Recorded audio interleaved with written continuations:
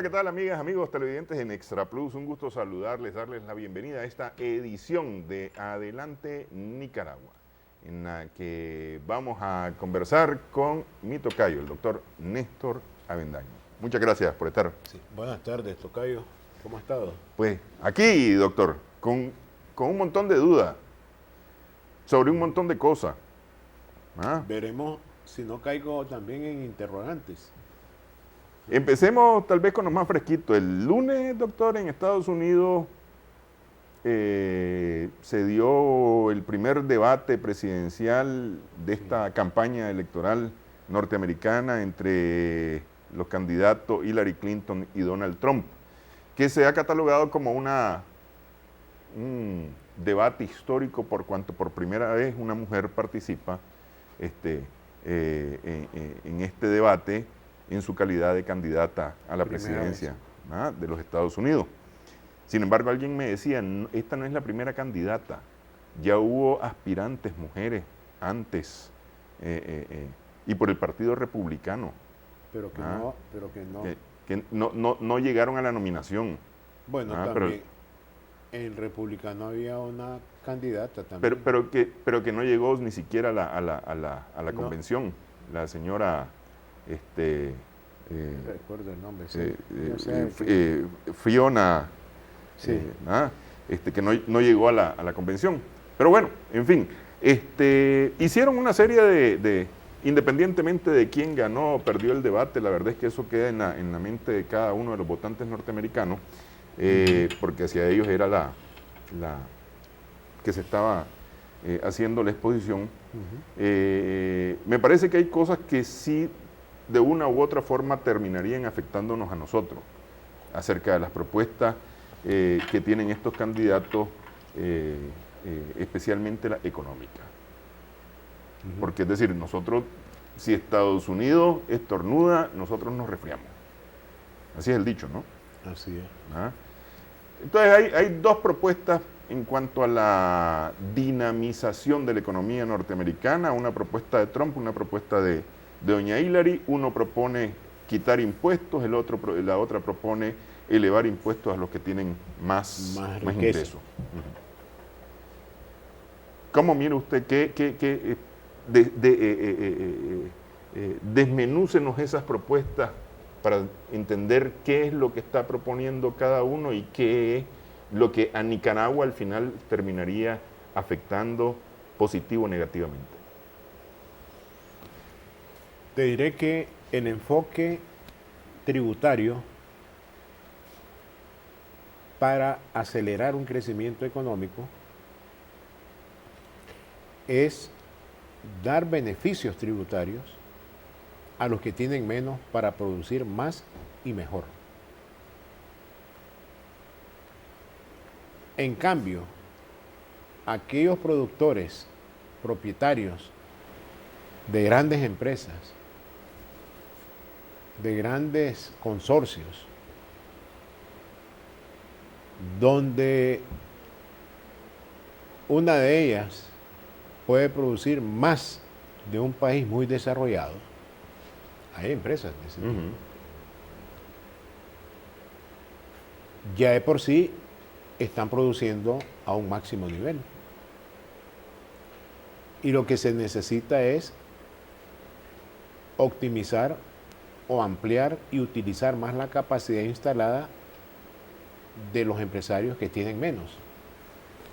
Mantener alta carga tributaria sobre los empresarios que tienen menos es aceptar una inequidad en el cobro de los impuestos que, aunque siendo la tasa igual para los que son de grandes ingresos, no lo resienten tanto como los que están con bajos ingresos. ¿Qué quiero decir con esto? Yo estoy de acuerdo con el enfoque que dio la señora Hillary Clinton. Y es que la teoría económica, estimado tocayo, nos enseña como una brújula. No es que lo alcancemos en la realidad, que es muy difícil, más por razones políticas. El que tiene más, que pague más impuestos. El que tiene menos, que pague menos impuestos. y los que tienen lo mismo, que paguen los mismos impuestos. Esa es una equidad filosófica. Y quiero usar ese concepto filosófico para decirte que no es muy realista. A eso debemos aspirar. Sí, ¿verdad? pero no hay equidad en el cobro, no sé, por decir alguna cosa. Un impuesto del 1% para todos no es equitativo. No, porque 1% sobre 100 es más más pesado que 1% sobre 1 billón o 1 millón. O sea, que la presión de ese impuesto se diluye más el 1% de 1 millón que el 1% de 10. Lo resiente más, la carga del 1% lo siente más el que produce menos o el que tiene menos ingresos. En ese sentido, como la tasa sobre la renta de las utilidades es una tasa flat, como existe aquí, 30% paga todo empresario independientemente del tamaño de la empresa. Sí. Micro, pequeña, mediana o gran empresa. Por consiguiente, ¿cuál es la posibilidad que tiene un empresario para poder reinvertir alguna utilidad y mejorar la tecnología de la producción que hace? Se hace más difícil en esa empresa que el que pague el 1% sobre 1 millón. Ese tiene posibilidad de mejorar sin recurrir, incluso, quiero hablar en teoría, a grandes préstamos para elevar la productividad de esa empresa. En cambio, el que paga 1% sobre 100 o sobre 50 o sobre 20, tiene que irse a endeudar para mejorar su empresa. Entonces, en ese sentido, la equidad no es tan... No es tan equitativa. No es tan equitativa. O sea, la carga tributaria la hace inequitativa a la tasa del 1%. En ese sentido, yo comparto la opinión de la señora Clinton. Yo creo que es justo. Se está oponiendo la señora Clinton al famoso goteo, que la riqueza, se generará riqueza que va subiendo sobre un vaso, por decir, y al rebalsarse nos cubrirá a todos de felicidad. Eso ni en los cuentos de hadas se cree, ¿no? Y de tal manera que los que producen más, cuando vayan a chorrear, teoría del chorreo, ¿verdad? El trickle down, que le llaman en inglés, la riqueza, ese balde lleva muchos hoyos, y cuando le vas a entregarle a los que menos tienen, no hay nada, no hay ninguna riqueza, no hay A agua. los últimos de la fila. Sí, entonces, yo creo que es el conflicto entre dos escuelas económicas, el monetarismo y el keynesianismo. O entre una escuela y una práctica. Entre dos escuelas y una práctica. Te cuento que hay países... Porque es decir, Donald Trump lo que está diciendo es en base a su experiencia empresarial. ¿Sí? ¿Ah? Que le va a reducir los impuestos a los... Claro, él quiere pagar menos impuestos, tengo que decir esto. Sí. ¿Ah? Para poder reaccionar mejor en su vida empresarial. No está pensando como nación, está pensando personalmente. O en un grupo. O en sus amigos. O Pues. en un grupo empresarial. Sí. Los más ricos. Está pensando en Wall Street.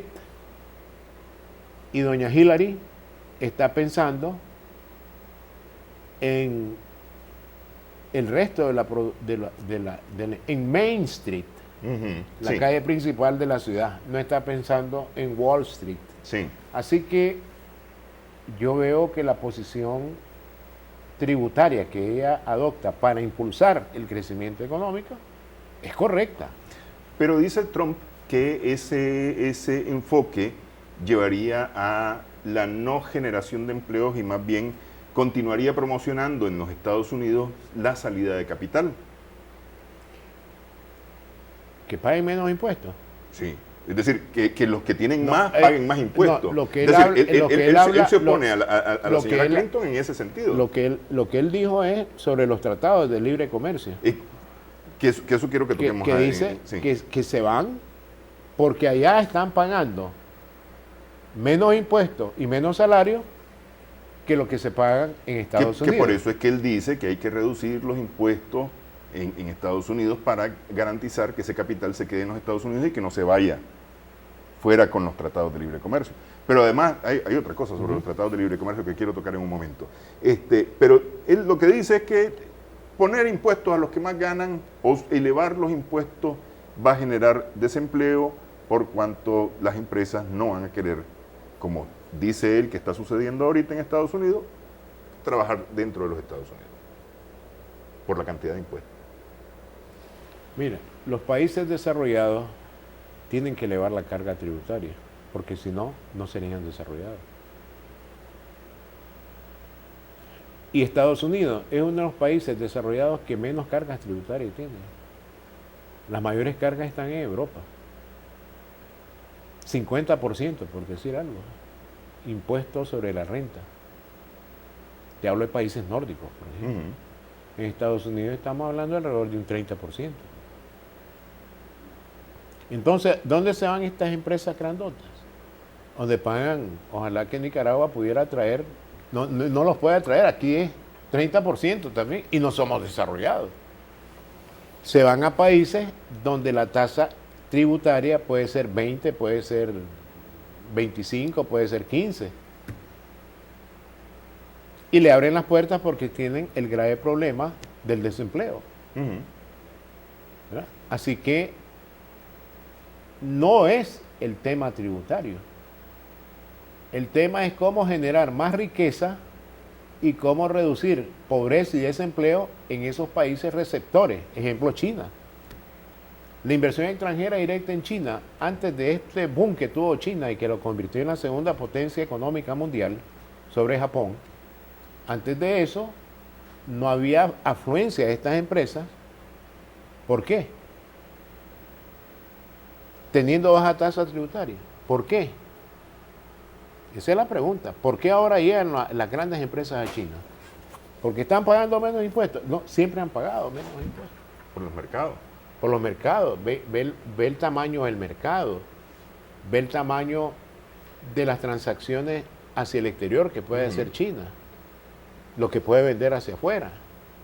En fin, no es porque está pagando, en vez de 30% en Estados Unidos, un 25% o un 20% en China. O está exenta de pago de impuestos. Es una zona franca. Sí. ¿De acuerdo, verdad? Entonces, no es el enfoque tributario.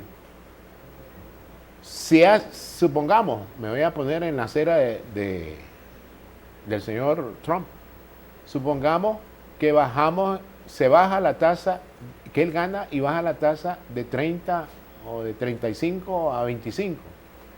¿Qué va a hacer? Lo que va a tener es más utilidad. Más utilidad. Y al tener más utilidad, ¿qué podría hacer él? Distribuirla entre los socios de la empresa o mejorar la empresa. O en algo que no hace, como vemos a grandes ricachones mundiales que se han vuelto filántropos a medida que avanzan en su edad. ¿Verdad? Cooperar para resolver problemas mundiales. Pero esto no lo piensa hacer el señor Trump. Ni tampoco piensa invitar a los beneficiarios de ese tipo de política que lo hagan. Entonces, Sí. lo que yo veo en la propuesta del señor Trump es cómo incrementar su riqueza personal. Señores, ya no estoy produciendo allá y generando desempleo aquí, pero ahora vengo aquí porque me van a dejar más utilidades en mi bolsa. Hemos resuelto el problema del pequeño propietario, del propietario y la pequeña empresa. No, estamos resolviendo los objetivos que se han planteado el gran capital.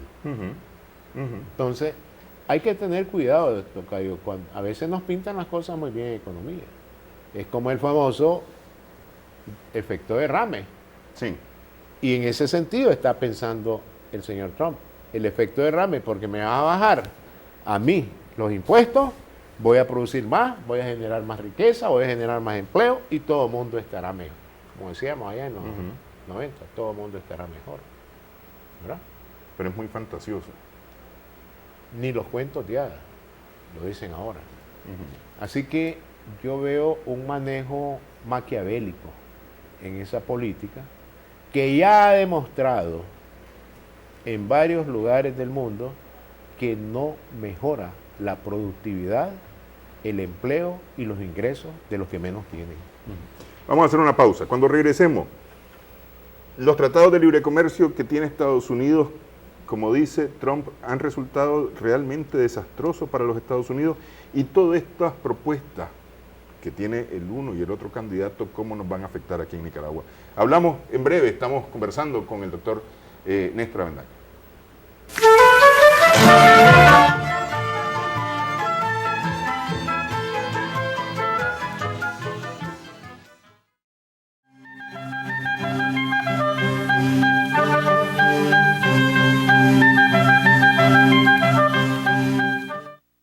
Continuamos en Adelante Nicaragua en Extra Plus. Estamos conversando con mi tocayo, el doctor Néstor Avendaño.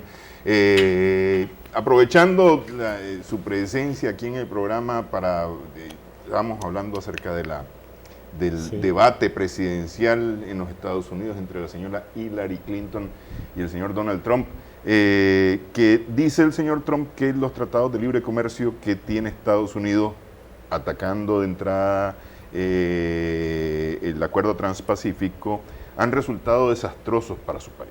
¿Es tan así?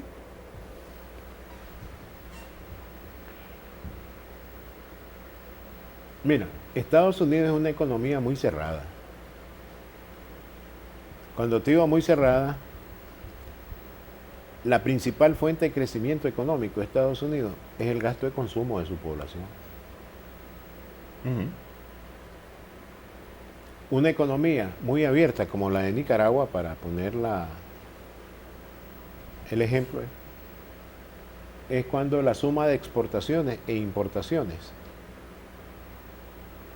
es mayor del 25% del PIB, pero en Nicaragua supera el 100% del PIB.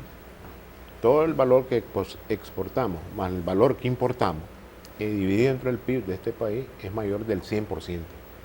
Los flujos comerciales son mayores que la producción local. Por lo tanto, hay que ver, el señor Trump estaba diciendo que en la economía cerrada de Estados Unidos, este libre comercio, ¿verdad?, es dañino. ¿Por qué? Porque esto solo lo mueve el consumo. No lo mueven las exportaciones de Estados Unidos al resto del mundo. Y Estados Unidos, para producir más y satisfacer el consumo, tiene que importar. Sí. Pero aún así, no llega al 15% del PIB. Ese coeficiente de apertura de la economía. Eso no lo dice el señor Trump. Por lo tanto, lo que hay que mejorar son los ingresos de los trabajadores para que consuman más. Es reducir el desempleo de los trabajadores, es por la vía de la inversión, no es por la vía del tratado de libre comercio. Y hay un juego de palabras bastante raro de Trump. ¿Cómo voy a resolver? A través de la palanca del comercio, de libre comercio, cercenándolo para mejorar esto. Si la economía de Estados Unidos es economía cerrada, no es tan abierta para ver el tratado de libre comercio. Por consiguiente, yo lo considero una falacia. De que las empresas se me fueron por otros motivos que ya vimos en el segmento anterior, porque allá van a cobrar menos impuestos, van a pagar menos impuestos y van a tener otras dádivas empresariales, otros estímulos empresariales, comparado a los que están acá. Eso sí, es razonable escucharlo. Pero ya sabemos cuál es el objetivo. Bajemos acá para que tengamos más impuestos, más utilidades, y aquellos se vengan para acá. Bien, volviendo al Tratado de Libre Comercio, lo que trato de expresarte es que cuando esto, primero, lo dañino es no la promoción de comercio internacional, sino la forma en que se lleva a cabo el establecimiento de un tratado de libre comercio y el fondo propio del tratado, que es similar en todos los tratados. Te diré, primero, todo es secreto. Mientras se discute esto, ningún ciudadano puede darse cuenta de lo que está ocurriendo en la formulación del tratado, algo Sí. que nos afecta a todos. Sí. Eso es cuestionable. ¿Y eso lo imponen quién? Los más desarrollados. Y lo segundo, el fondo del tratado. Y quiero recordar aquí las lecciones de David Ricardo, un economista inglés, fundador de la economía, él creía, y yo creo que el libre comercio genera crecimiento económico, si fuese realmente un libre comercio. Pero ¿qué son los tratados de libre comercio ahora, estimado tocayo? Es distribución de cuotas de exportación entre los que firman el tratado. Nosotros en un tratado de libre comercio, el CAFTA, por decir algo, tenemos una cuota y si no, no nos podemos pasar de la cuota. Sí. Sí. ¿Es eso libre comercio? No, eso no es tratado de libre comercio. Libre comercio es libertad para vender al exterior y hacia esos países. ¿Qué es lo que ha estado sucediendo con el tema de la carne, por ejemplo? Es correcto. Sí. Entonces, yo creo que ahí el señor Trump usa una falacia. Lo discutible es esto, lo que estamos diciendo. A ver, dejemos bateo libre. Que cada quien venda lo que pueda y hasta donde pueda. Y a pesar de eso, con el agravante para él de que se le van las empresas que pueden exportar. Entonces, está en contra del Tratado de Libre Comercio. Debería estar en contra de la secretividad y del establecimiento de cuotas, porque yo estimo como economista que la palanca del comercio internacional es generadora de crecimiento económico, que él también trata de ocultar bajándole solamente los impuestos a los que más tienen. Y es generadora de crecimiento en las dos vías. En las dos vías. Tanto en el que exporta como en el que importa. Así es. Porque si voy a importar es para generar una satisfacción a un consumo. Si importo materias primas, como lo hacen los desarrollados, es para satisfacer a la población de una economía extremadamente o muy cerrada, como es Estados Unidos. Entonces, él hace un juego de palabras. Bueno, a mí como economista no caigo no me resbalo en esa cáscara de banano. Sí. Pero él usa con argucia su argumento y lo que él persigue son otros objetivos.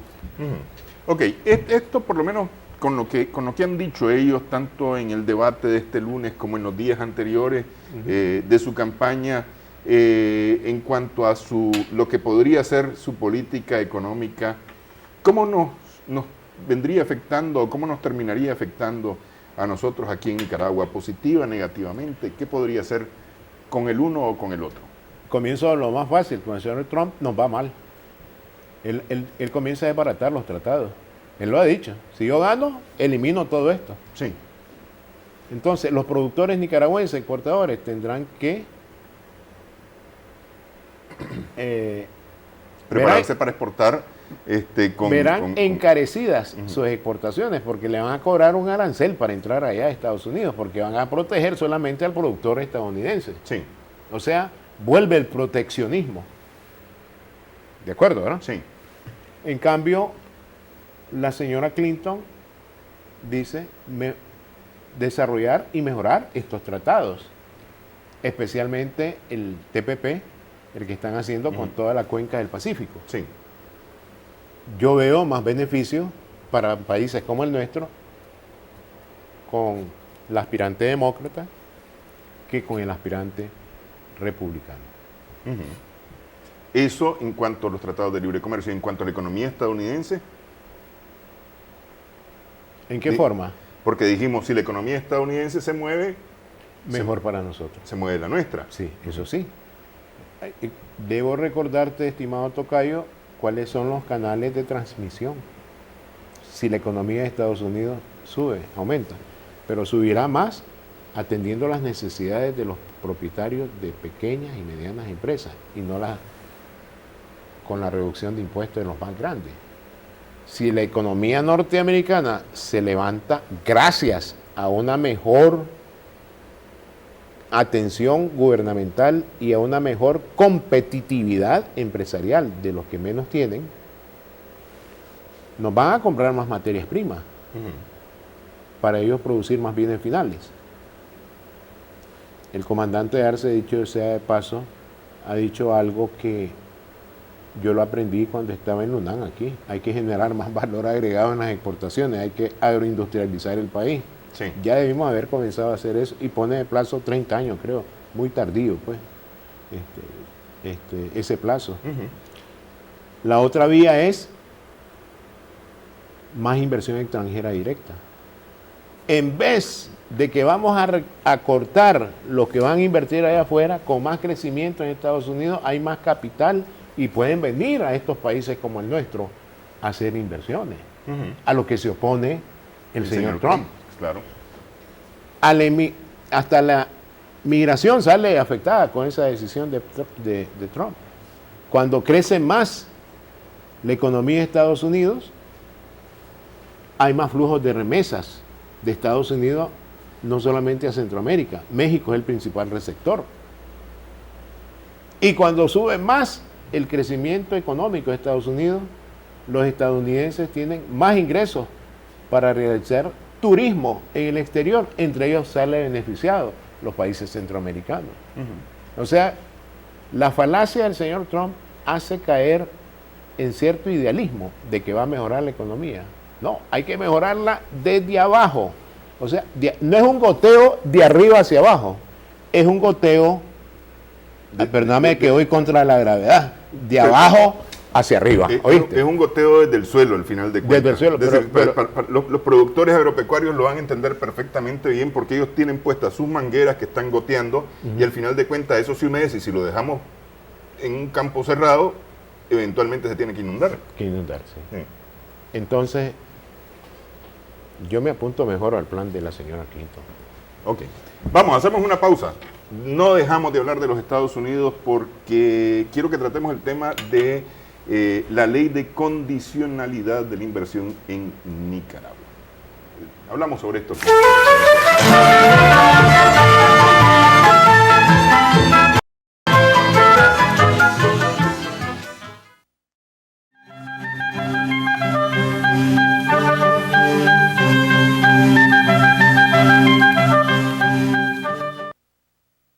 Seguimos en adelante en Nicaragua, en Extra Plus. Conversamos con el doctor Néstor Avendaño, mi tocayo, y ahora hablamos acerca de la ley de condicionalidad de la inversión en Nicaragua, conocida como NICA Act, una iniciativa que fue aprobada en el Senado de los Estados Unidos, y que según el trámite de ley en aquel país todavía tiene que pasar por el Congreso y luego por las manos del presidente antes de convertirse en ley. ¿Qué es lo que pretende? Pretende esta iniciativa castigar, entre comillas, a Nicaragua, oponiéndose en las instituciones financieras multilaterales a préstamos al país. Esa es la idea. Un castigo financiero. Mira, lo cuestionable de Nicaragua Act, que todavía a esta fecha es iniciativa, no es ley, es que asuntos políticos tratan de resolverse con asuntos económicos. Es bastante cuestionable eso, porque el mismo presidente Obama reconoció que el embargo a Cuba no fue efectivo. Que lo único que hizo fue empobrecer más al pueblo cubano y no castigó al régimen, que era lo que se pretendía. Cualquier sanción económica para corregir un problema político está condenado al fracaso. Los problemas políticos, como economista, deben resolverse con instrumentos políticos, no con instrumentos económicos. Pero los políticos no piensan así. Creyendo que hacen daño, se vuelven masoquistas o sádicos, digo yo. Porque al final pareciera que les da vergüenza el dolor propio, o mejor dicho, el dolor ajeno, como cuando Obama, que no hizo eso, no aprobó el embargo a Cuba, llega prácticamente a reconocer ante el pueblo cubano, nos equivocamos. ahí siente dolor al decir eso. Ujú. Pero en el momento en que se aprobó, allá 50 años atrás, el personaje político estadounidense se volvió sádico contra una población, pero no lo vio. Creyó que era sádico contra el político en el poder. Ya se aprendió. Irán es el otro ejemplo. Ahí hubo otro embargo, sanciones económicas Y ahora Rusia con el tema de Ucrania. desde Juan. el año 79, Irán también, Sí.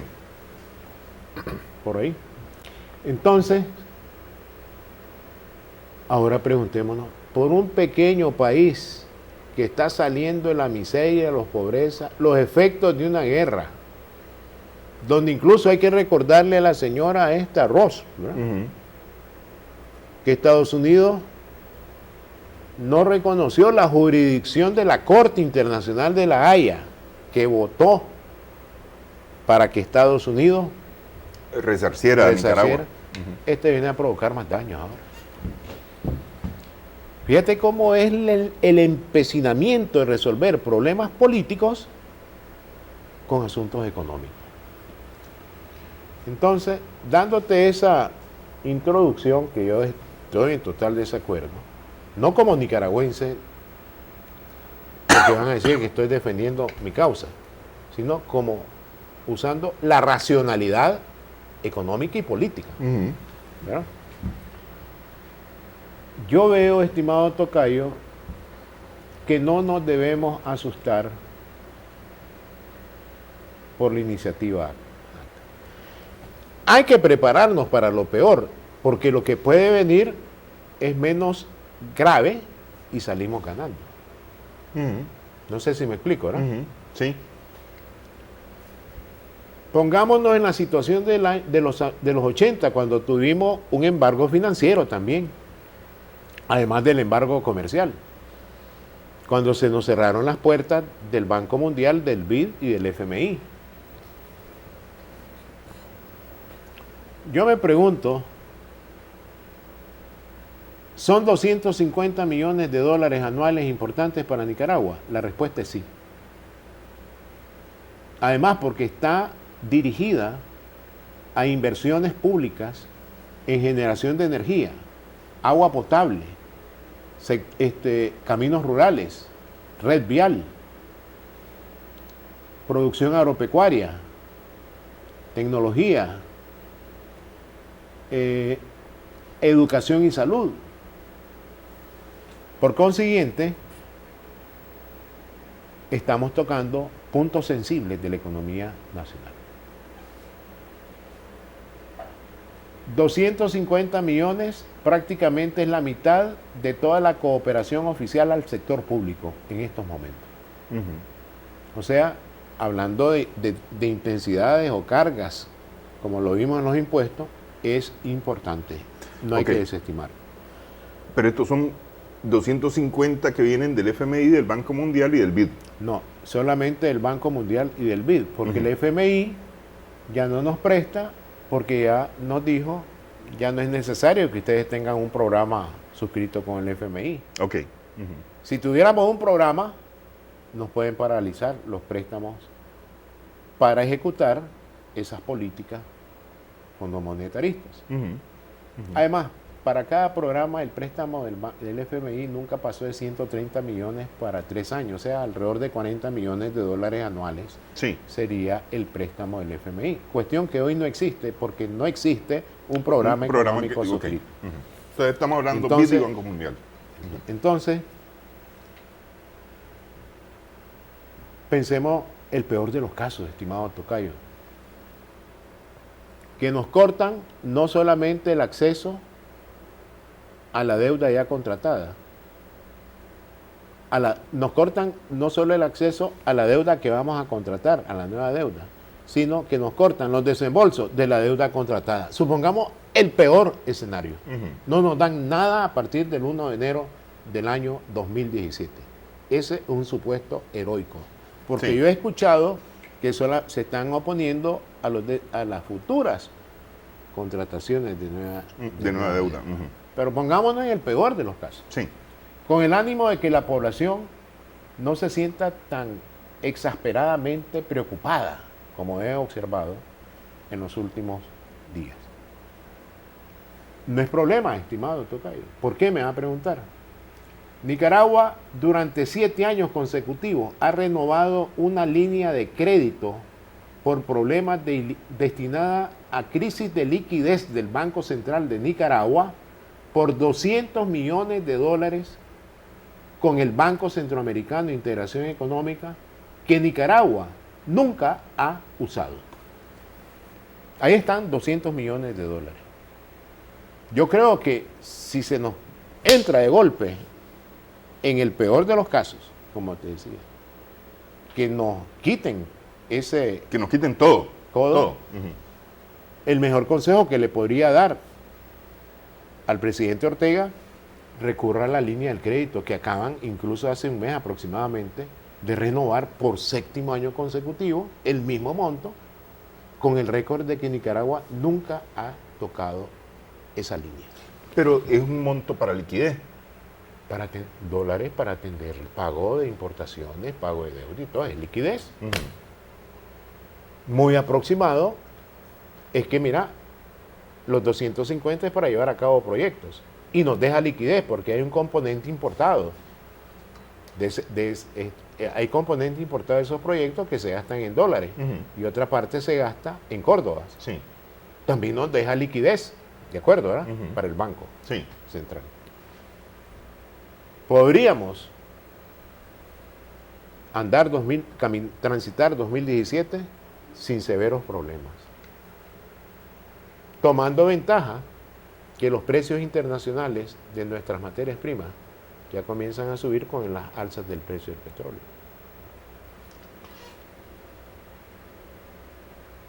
Pero nos gastamos los 200 millones. ¿Qué hacemos a partir de 2018? Sería la pregunta. Ya no tenemos acceso a otra línea. Y aquí viene lo interesante, estimado tocayo, que el presidente de la República debe tener en cuenta, o a lo mejor ya está informado. El Banco Mundial hace un poco más de un año nos declaró que Nicaragua es un país de ingreso medio bajo. Nos sacó de ese extraño club de países pobres muy endeudados, ¿verdad? Sí. Nos sacó de ese grupo de países de ingresos bajos y nos pone en la siguiente escala, que es de ingreso medio, pero entre los bajos. Hay ingreso medio e ingreso medio alto. Sí. Pero ya salimos de aquel grupo. Cuando estábamos en el grupo pobre, de ingreso bajo, Nicaragua podía contratar deuda solo con préstamos concesionales. ¿Qué significa eso? 40 años plazo, 10, 15 años de gracia, 2% de interés anual. Es lo que podíamos pagar como país de ingreso bajo, país pobre, muy endeudado. Pero ahora que estamos en país de ingreso medio bajo, podemos seguir usando recursos concesionales. Sí. Pero también podemos entrar a usar recursos semiconcesionales. Con plazos más cortos, intereses más altos. Y menos años de gracia. Menos años de gracia.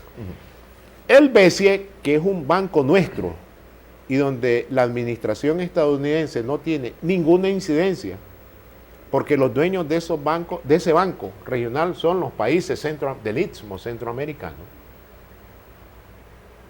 Incluso en la propuesta de ley se mencionan todos los bancos multilaterales del mundo, menos al BCE. Claro, no pueden darle orden al BCE en ese sentido.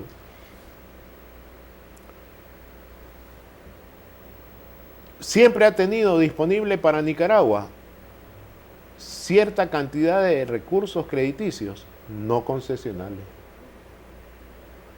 Pero Nicaragua no ha usado en gran medida esos recursos no concesionales, sino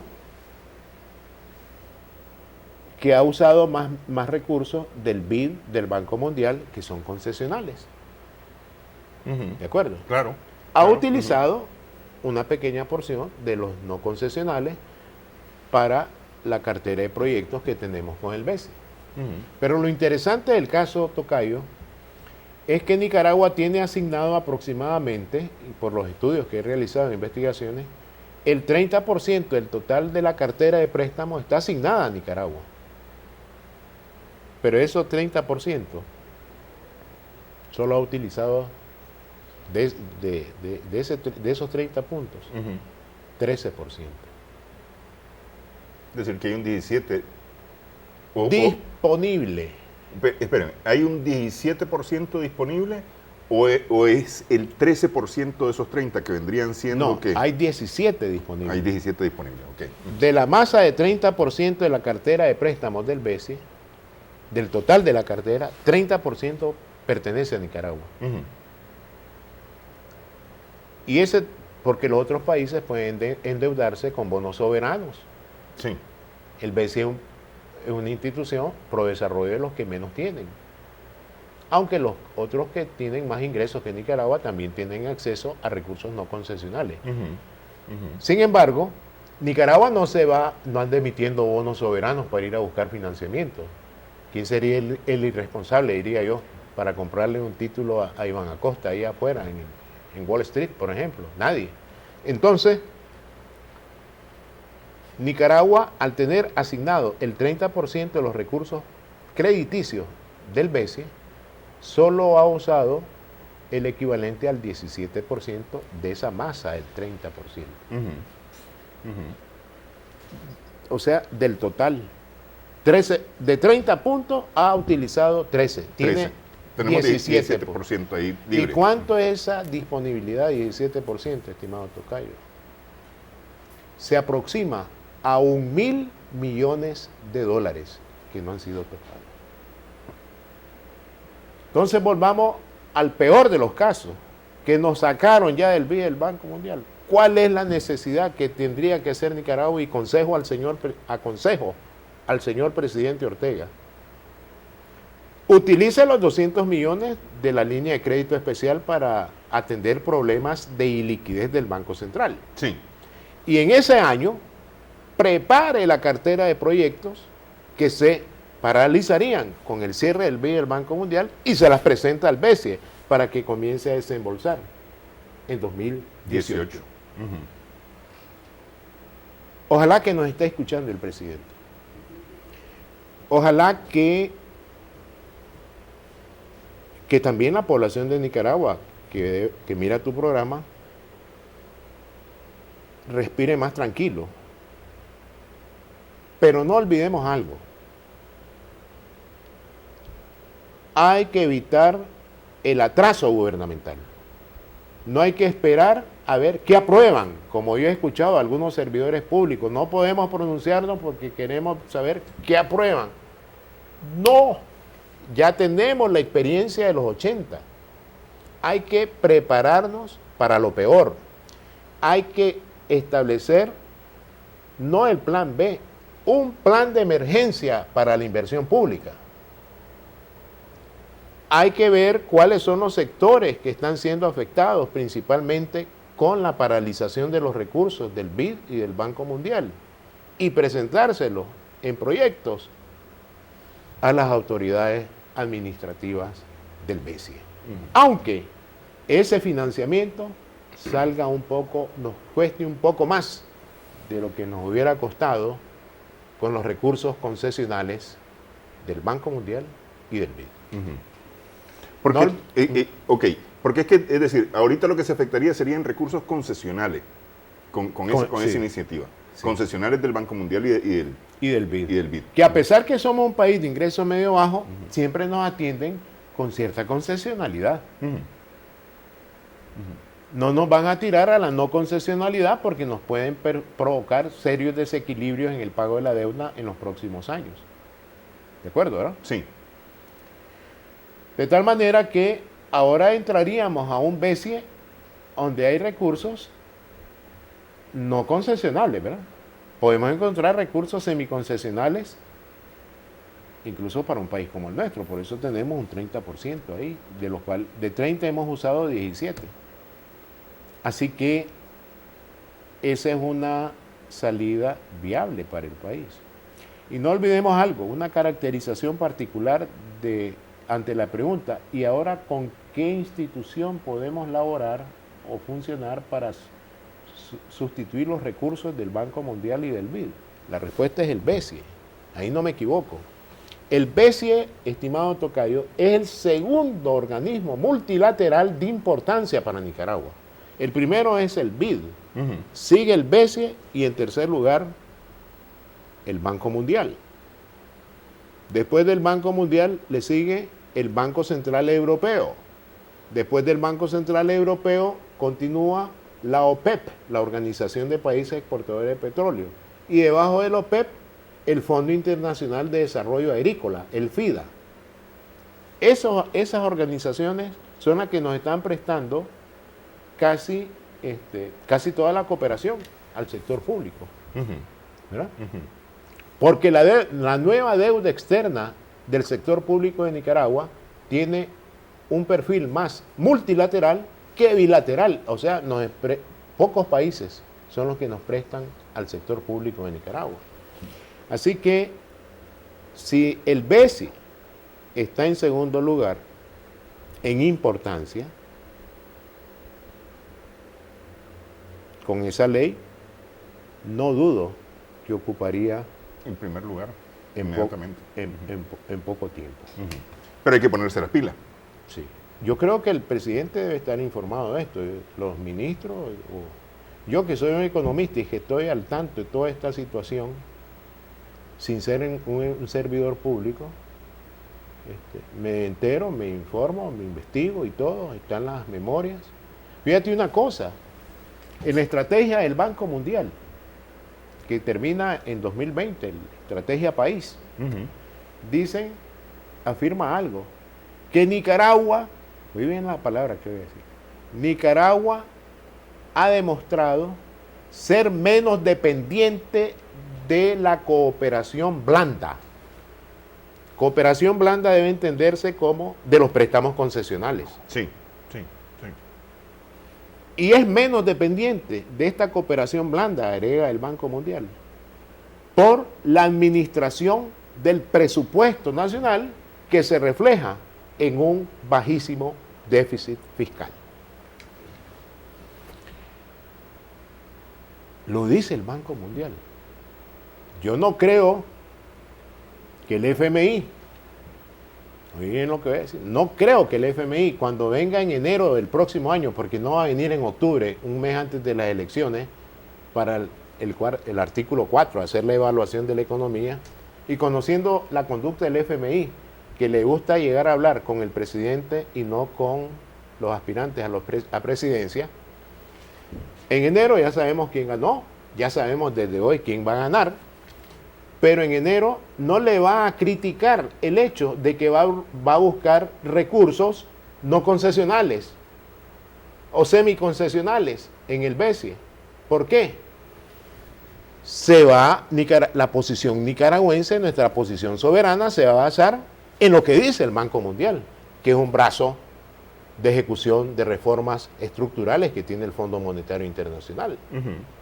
O sea que el FMI no le puede criticar a las autoridades nicaragüenses, hey, no te sigas endeudando con el BESIE porque estos no son recursos muy concesionales. Pero, ¿y si critica qué? No, es que la crítica es constructiva. ¿Sabes por qué? Porque está velando por... Sí, pero es decir, si le dice a Nicaragua, no te endeudes con ese... No te endeudes con esta institución que te está prestando con un elemento de concesionalidad que no puedes pagar en el futuro. Te lo puede decir. Correcto, pero a ver, no tengo otro palo donde ahorcarme. Como se ¿Y dice tú crees? popularmente. Oíme, y si le compraran los bonos soberanos a Iván Acosta en el Wall Street, tú lo harías, aunque el FMI te diga, oye, no vaya ahí porque eso no lo va a poder pagar. Yo creo que tendrías que meditar la respuesta y decirle, no se meta. Creo que la crítica es con razón. Sí, ¿no? Y supongo que Nicaragua está clara de eso. Por eso, pero Nicaragua trata de perjudicar la macroeconomía, más de la que se la están perjudicando los congresistas estadounidenses. Mi respuesta es no. Hay que actuar con responsabilidad. No sé si me explico, ¿verdad? Sí, correcto, no hay que profundizar el desequilibrio. Y en ese caso, la crítica del FMI es por velar por esa estabilidad macroeconómica, que es la primera situación que analiza el fondo. ¿Cuáles son las reservas que tenés para hacer frente a estas obligaciones? Sí, sí. Porque ya todas las iniciativas para reducir deuda ya desaparecieron. Pues. Eso lo debe tener presente también nosotros, como nicaragüenses. ¿Cómo me voy a meter allá si ya nadie me va a rescatar? Pero algo sí me recuerda muy bien tu posición soberana, decir, ¿por qué me decís que no? Nosotros podemos decir, estimado tocayo, que debido a que el Banco Mundial y el BID nos han cerrado los préstamos, no le vamos a pagar la deuda que le debemos, el monto anual programado de amortizaciones e intereses al BID y al Banco Mundial hasta que se restablezcan las condiciones anteriores. Ok. ¿Verdad? Se ponen usureros y dicen, bueno, no pagué, te cobro mora, te cobro más intereses. Cóbrelo. Después vamos a ver cómo le pagamos. Hagamos una pausa, una última pausa en esta edición. Ya nos quedan unos minutitos nada más para poder cerrar este tema aquí con el tocayo, el doctor Néstor Avendaño.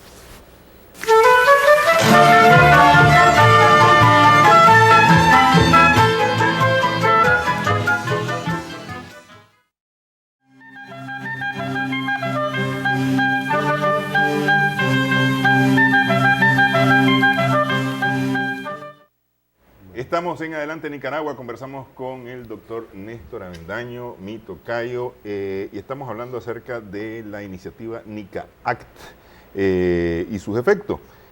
Bien, dijimos que se plantee el peor escenario, que se apruebe esta iniciativa de ley en los Estados Unidos y más allá de lo que dice la iniciativa de ley se nos plantea el peor escenario y tenemos que recurrir a un fondo que existe y que está disponible en el Banco Centroamericano de Integración Económica, BCE,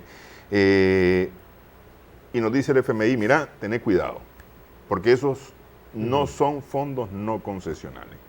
Entonces Nicaragua la piensa y dice, bueno, yo necesito ejecutar proyectos, ¿no?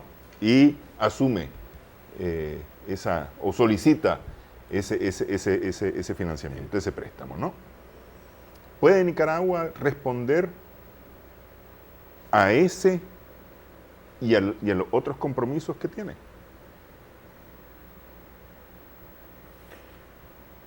En el corto plazo sí, porque recuerda que esa deuda no la va a pagar en el corto plazo. Habrán, en vez de 10, 15 años de gracia, tal vez 5 años de gracia. Sí. Y solo pagaremos intereses. O sea, la carga de la deuda del pago de la deuda no es abultado. Pago de amortizaciones sí comienza, más los intereses sí comienzan a resentir. O sea que en el corto plazo yo no veo afectación al crecimiento económico en 2016, este año que ya está terminando, 2017, 2018, si tenemos acceso, seguimos funcionando, creciendo 5 o 6%, pero habría que hacer una política proexportadora, diversificadora de mercados y de bienes exportables. Acelerar la propuesta de don Bayardo Arce. Pero no esperar 30 años. Como sí. Digo. Ahí habría que facilitar bastante a la empresa privada para agroindustrializar al país.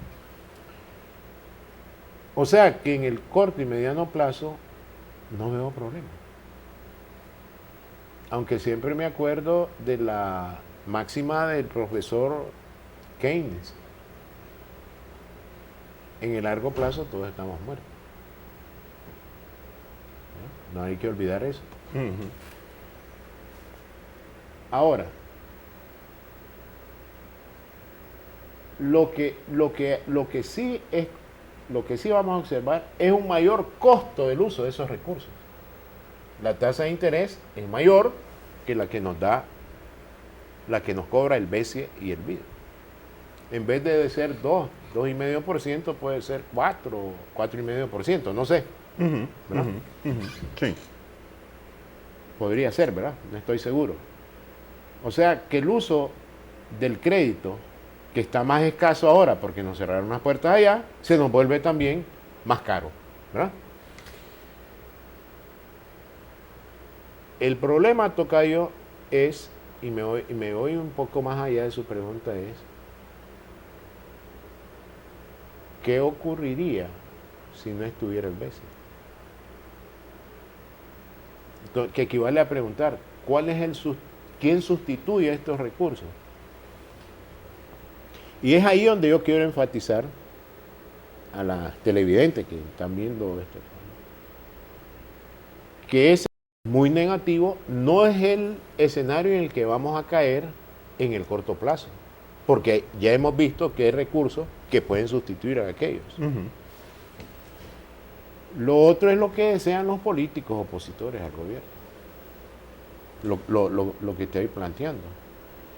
Estos opositores piensan que hundiendo a Nicaragua, porque no es solamente afectando al gobierno, ellos suben como la espuma. Ellos se hunden igual que nosotros. Y ya lo demostramos en los 80. Se hundieron también junto con nosotros. Mira, el riesgo país se elevaría. Ya de por sí, con esta solución que te estoy planteando a las autoridades, hay que mirar al BCE, ya el riesgo país de Nicaragua ya subió. Solo con la aprobación de la iniciativa ya subió. Y cuando sube, aquí deben andar ya visitándonos las 3 casas calificadoras internacionales, Standard & Poor's, Fitch y Moody's Investor, hablando con las autoridades que cómo miran esta situación, ¿verdad?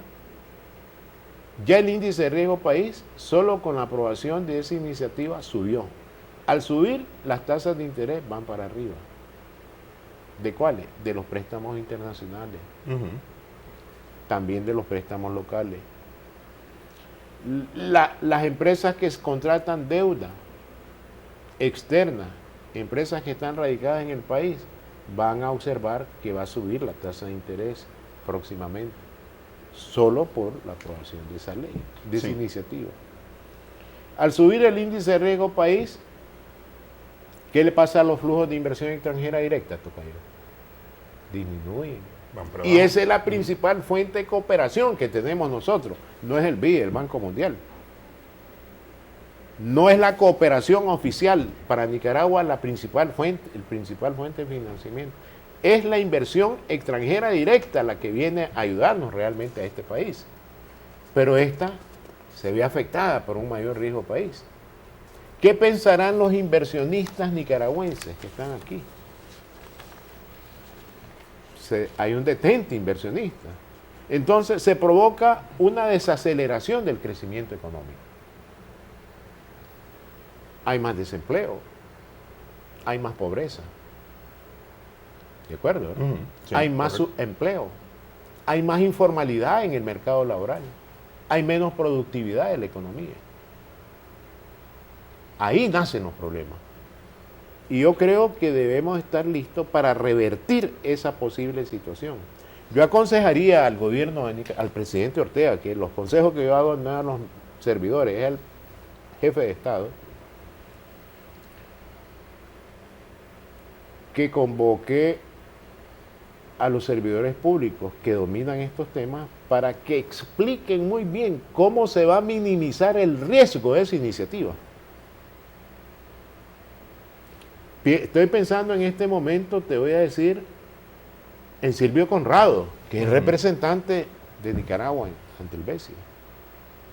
Silvio Conrado deben llegar a la oficina de Silvio Conrado, en mi opinión, los representantes de las 3 calificadoras internacionales para que les demuestre que aquí no hay posibilidades de un crack económico, como se pretende vender desde la oposición política. Hay que comenzar, ¿cómo te diría?, a rechazar todas esas insinuaciones que estamos frente a un caos económico. Hay que rechazarlo. Pero no del diente al labio. Y con números. Siempre he dicho, en clase de economía, ¿cuál es la diferencia entre un político y un economista? El político especula, el economista pronostica, ¿no? Entonces hay que dejarle a los economistas que hablen ante estos representantes, incluso frente a los mismos representantes residentes aquí del Banco Mundial y del BID, de que aunque se cierran esas fuentes de cooperación, el riesgo país no debe aumentar, porque ahí están los recursos, que ahora van a costar un poco más, hay que decirlo honestamente, comparado al costo con que ellos nos prestan. O sea, hay que comenzar a contrarrestar la mala acción de un pequeño grupo de nicaragüenses. Fue a Estados Unidos a mal informar. Son personas que no se entienden dentro de su misma organización, mucho menos de entenderse con las demás organizaciones opositoras que no tienen todo este grupo un programa de gobierno alternativo, y comienzan a señalar que aquí la democracia ha sido adulterada. Yo creo que en países decentes, estimado tocayo, hay sanciones para los que traicionan a la patria. Esta es la segunda vez en mi vida como nicaragüense que yo veo ese tipo de acción. La década de los 80 y hoy en la segunda década del nuevo siglo. Parece que no se pierden las costumbres de aquellos políticos que trajeron a William Walker hace 2 siglos, ¿verdad? O a los marinos en el siglo pasado. Ahora no necesitan venir. Se utilizan los mecanismos económicos y financieros. Y al final termina sufriendo todo el mundo. Le agradezco, tocayo, que hayamos podido conversar sobre estos temas. Siempre a la orden, estimado tocayo. Y ojalá que haya oídos para escuchar estas propuestas o estas reflexiones de mi tocayo, el doctor Néstor Avendaño. Muchas gracias a nuestras amigas, amigos televidentes por su sintonía en Adelante Nicaragua. Esperamos que el programa haya sido de provecho para ustedes.